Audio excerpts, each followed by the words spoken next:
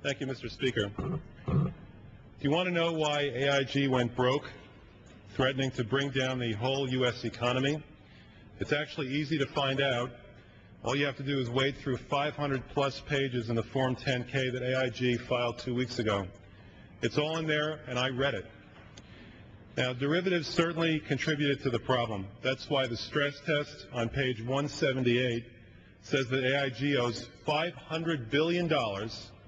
Yes, $500 billion if long-term interest rates go up by just 1%, as opposed to only $5 billion, according to page 183, if San Francisco is destroyed in an earthquake.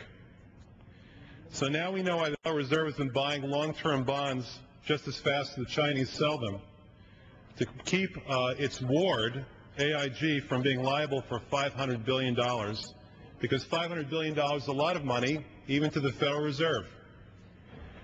And to whom would AIG owe that money? The answer is on page 176. AIG's largest credit exposure, which is 160% of its shareholder equity, is to money center banks and global bank groups. In other words, Wall Street. And almost half of that amount is owed to only 5 banks.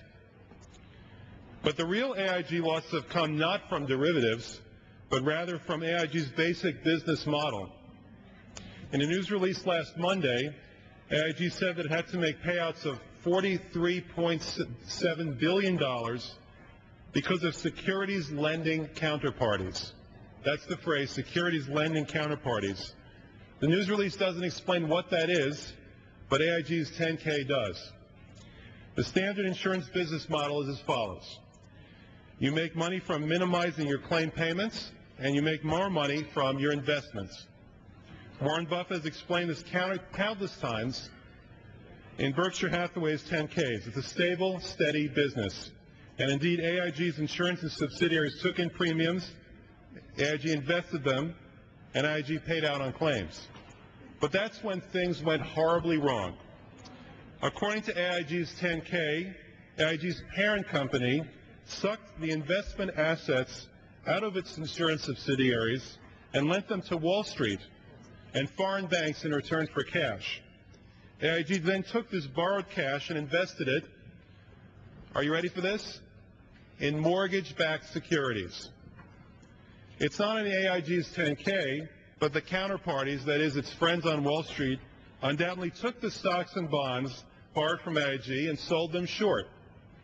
That's why institutions borrow securities, to sell them, buy them back later at a lower price, return them, and claim the profit. So as the markets dropped, AIG's counterparties laughed all the way to the bank, except they are banks. And what about AIG? According to the first few pages of AIG's 10-K, when the counterparties returned the securities to AIG, AIG had trouble coming up with the cash because, first of all, the mortgage-backed securities market had blown up, and secondly, the securities that AIG had lent out were actually worth far less at that point. Hence the federal bailout at $150 billion and counting. And this money, by the way, this money that the federal government is giving to AIG implausibly lists that money as shareholder equity, not loans, on its own financial statements. Now, why would AIG do something as convoluted and nutty as this?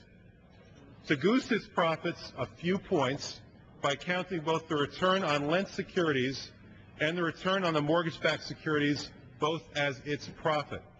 In other words, the motive was greed.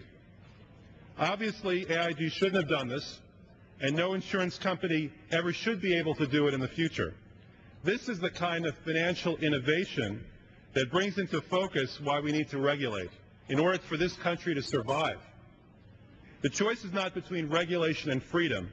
The choice is between regulation and chaos. I yield the rest of my time.